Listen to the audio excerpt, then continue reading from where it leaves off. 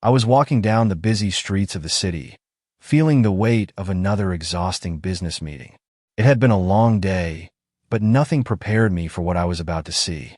The cold wind cut through my expensive tailored suit as I reached the corner near a high-end restaurant. Just as I was about to step into my black Mercedes, my eyes caught sight of something. No, someone that made my heart stop. A woman sat on the freezing pavement, a tattered coat wrapped around her thin frame. Her long, tangled hair fell over her face, and she held a small baby wrapped in a dirty blanket. A cardboard sign rested against her knee. "Please help. I have nothing left." I felt the breath leave my lungs.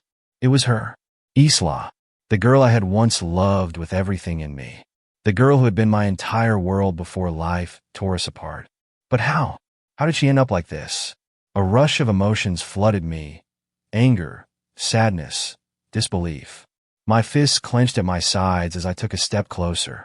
Could she even recognize me after all these years? I was no longer the boy from the small town. I had built an empire, climbed to the top, and now, seeing her like this, it didn't make sense. She looked up just then, her tired eyes locking onto mine.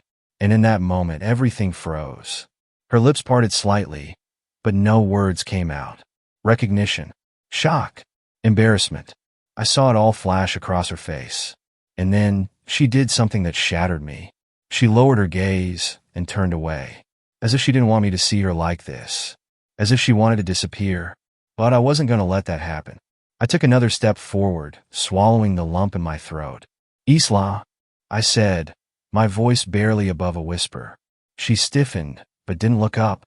The baby in her arms shifted slightly, letting out a small whimper. My heart clenched at the sight of the tiny, fragile thing pressed against her. I crouched down, ignoring the stares from passers-by. "What happened to you?" Finally, she lifted her head, her once bright blue eyes now dull and tired. "Go away, Damien," she murmured, her voice barely audible. Hearing my name from her lips after all these years hit me like a punch to the gut. "Not until you tell me what's going on," I insisted. A bitter laugh escaped her lips. "You want to know what happened? Life happened, and it wasn't kind." That answer wasn't enough. I needed more. "Isla, talk to me," I urged, my voice laced with something I hadn't felt in years: desperation. She hugged the baby closer, and for the first time, I noticed the fear in her eyes. Not just sadness or exhaustion, fear. "Who did this to you?" I demanded, my jaw tightening.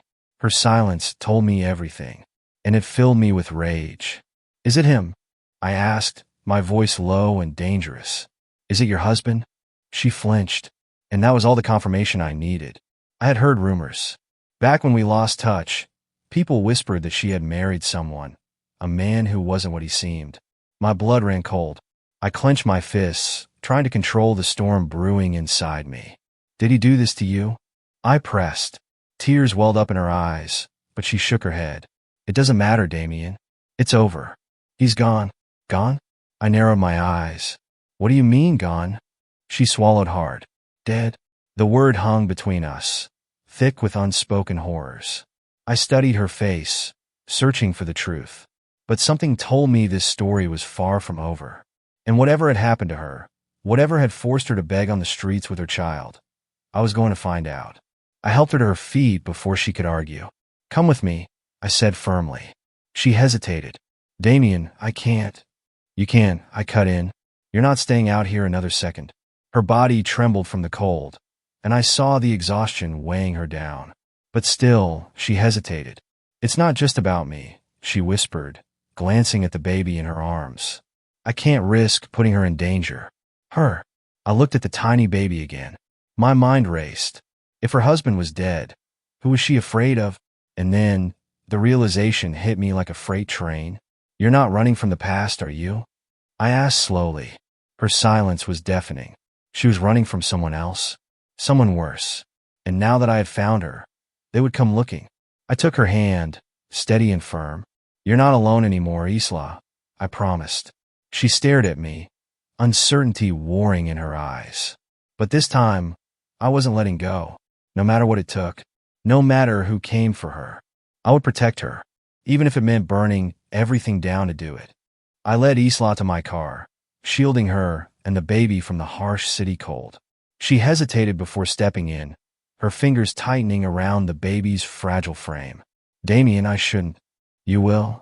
My voice left no room for argument. I'm not letting you freeze out here. She exhaled shakily, her resistance wavering. Finally, she slid into the passenger seat, holding her baby close. I shut the door and walked around to the driver's side, gripping the wheel as I stared ahead. I wasn't sure what I was feeling: rage, protectiveness, guilt. Maybe all of them at once. The silence in the car was thick. She sat stiffly, watching the city blur past the window. I stole glances at her, my mind racing. She had been my first love, the girl I had planned a future with. And now? She was a shadow of the person she once was. I needed answers. Where have you been all these years? I asked, my voice calmer now. She looked down, stroking the baby's head. Nowhere good. That answer wasn't good enough. Tell me everything. She hesitated. Why do you care? My grip on the wheel tightened. Because I should have been there. She let out a bitter laugh. You couldn't have stopped it, Damien. Stop what? She shook her head. Everything. That wasn't an answer, and we both knew it. But I also knew one thing for sure. Whatever had happened to her, she wasn't telling me the worst of it. And I was going to find out, no matter what it took. We pulled up to my penthouse, and I opened the door for her. I can't stay here, she murmured. You can and you will. She sighed, but didn't fight me this time. Once inside, I handed her one of my warmest blankets. She wrapped it around her trembling frame, her lips slightly blue from the cold. The baby stirred, letting out a small, tired whimper. I watched as Isla gently hushed her, cradling her close. Isla, I said carefully, whose baby is she? She flinched. I saw her fingers tighten, protectively around the child. Mine, she whispered. I swallowed. His? Her expression darkened. I thought he was different, she admitted. I thought he loved me. A sharp pain shot through my chest. I had once thought I would be the one to spend forever with her. Did he hurt you? I asked, my voice barely controlled. She bit her lip, staring down at her baby. And then, finally, she said it. He wasn't who I thought he was.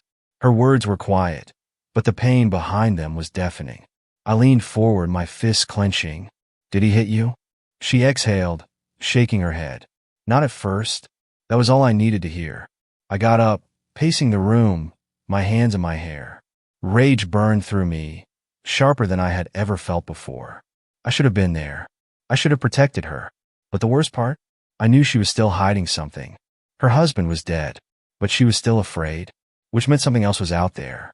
And I had a sinking feeling I was about to find out exactly what. That night, Isla finally fell asleep, her baby curled up against her. I sat in my office, staring at my phone. Then it buzzed. Unknown number. I answered.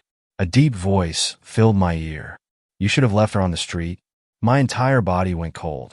Before I could say anything, the line went dead. I slowly lowered the phone, my heart pounding.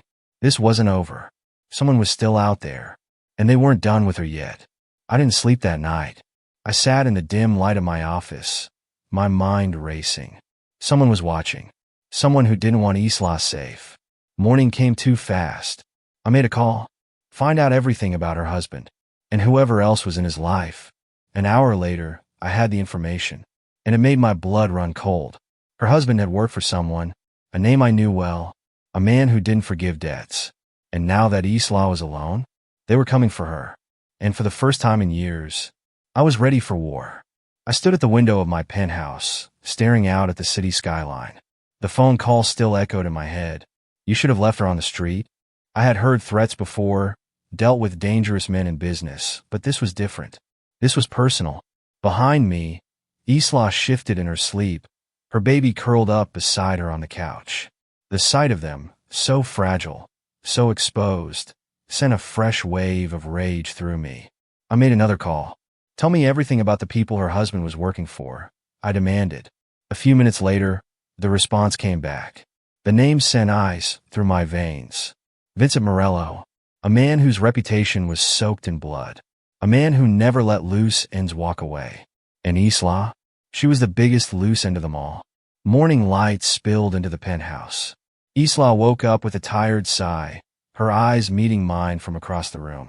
She saw the look on my face and instantly knew. They found me, didn't they? She whispered. I didn't answer. She let out a shaky breath. It was only a matter of time. I walked over, sitting across from her. You need to tell me everything, Isla. No more secrets. She hugged the baby tighter, her lips trembling. My husband, he owed them money, she admitted. A lot of it. He thought working for them would pay it off. But the more he did, the more they owned him. I could already see where this was going. And when he couldn't pay, I pressed. Her eyes darkened. They used him. For what? She swallowed hard. To move things. Illegal things. Drugs. Weapons. Money laundering. I already knew. But there was more. I could feel it. And I was right. One day, he messed up, she continued. He lost something valuable to them. I don't know what, but Vincent, her voice cracked. He sent people after us. A storm raged inside me. He hurt you, I stated, barely able to contain my fury. She hesitated, then gave a small nod. And when my husband died, Vincent told me I had to pay the debt myself. My jaw tightened. How much? She let out a bitter laugh. More than I could ever make in a lifetime. I exhaled sharply. That's why you were hiding. She nodded. They let me go for a while. I think they wanted me to get desperate. To beg. I clenched my fists. She had been forced onto the streets. And now they wanted her back. Over my dead body. The next few days, I didn't let Isla or the baby out of my sight. I moved them into my guest suite, upgraded my security, and made sure no one could reach her. But I knew that wouldn't be enough. Vincent wasn't the kind of man who gave up, and he proved it 3 nights later. The first shot shattered my window. I was up in an instant, grabbing Isla and the baby, pushing them into the hallway. Stay down, I ordered. My men were already moving, securing the perimeter.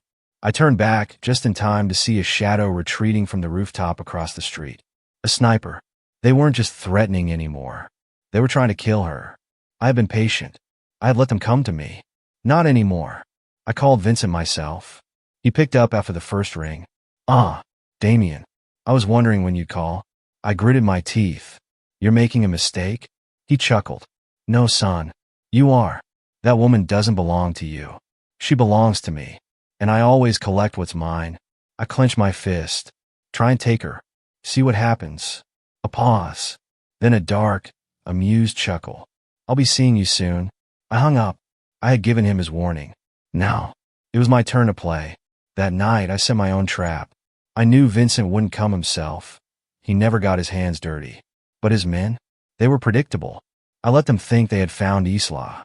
I made sure one of my security guards let a rumor slip about where I was keeping her. They took the bait. I watched from the security feed as 3 of Vincent's men stormed the building. And within seconds, my men took them down. One alive. That's all I needed. I walked into the basement where they had the survivor tied to a chair. I cracked my knuckles. You have one chance to tell me everything. He sneered. You won't kill me. I leaned in. You're right. I won't. Then I nodded to one of my men. A blade pressed against his throat. He started talking real fast. What I learned made my blood boil. Vincent didn't just want Isla back. He wanted her dead. And worse, there was someone on the inside feeding him information. A mole.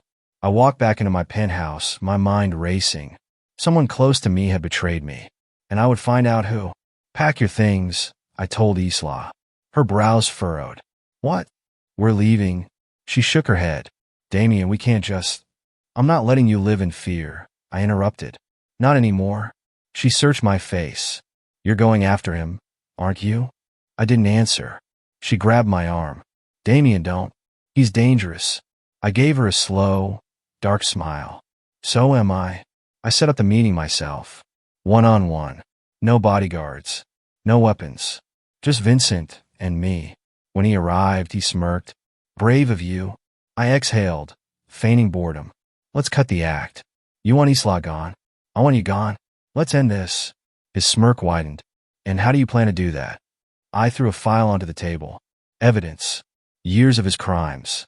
His secret deals. Everything that could bury him. His face paled. Where did you get this? I leaned forward. You should have never touched her. His jaw clenched. You think this scares me?